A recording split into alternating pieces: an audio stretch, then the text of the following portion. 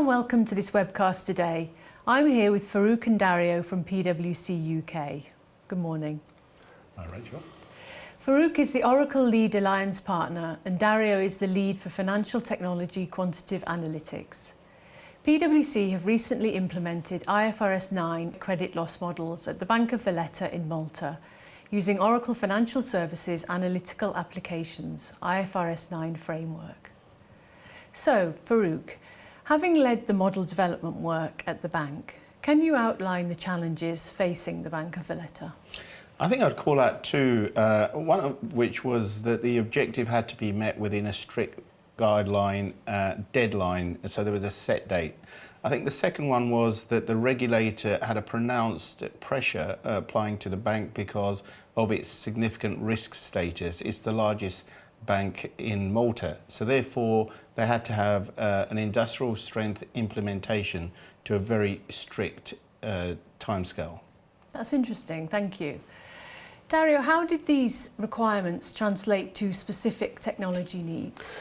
Well, firstly, the models are quite challenging to implement. They had to be bespoke, tailored to the bank. They had to be calibrated to the bank's data and appropriate for the purpose, fully validated and in quite a detailed way developed. Secondly, they have to be developed and implemented in a production strength environment. In an IT, they have to run in an IT environment, which is quite difficult thing to do, and it's part of the audit process at the end of the year.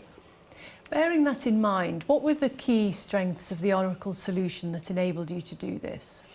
I think, as Dario said, the solution had to be robust, it had to be scalable, it had to be auditable, and include an architecture which had a data warehouse.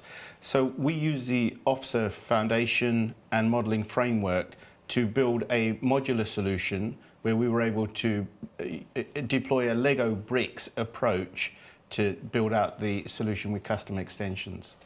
And I would just add to this that one of the things that really enabled us to deliver that in a timely manner was the analytics engines that come with the solution that enable us to prototype the models and go to production fairly quickly. So after the production is up and running, how would you compare the Bank of Valletta system to that of its peers? Well, there are two things. One thing is the methodology, the models, and that's pretty much in line with what we see elsewhere. In terms of implementation, the IT side, the systems, it's definitely one of the pioneering banks that has gone to full production mode, as opposite to having various tactical and off-system calculations. Thank you. Farouk, how would you see the market needs for IFRS9 going forward beyond January 2018?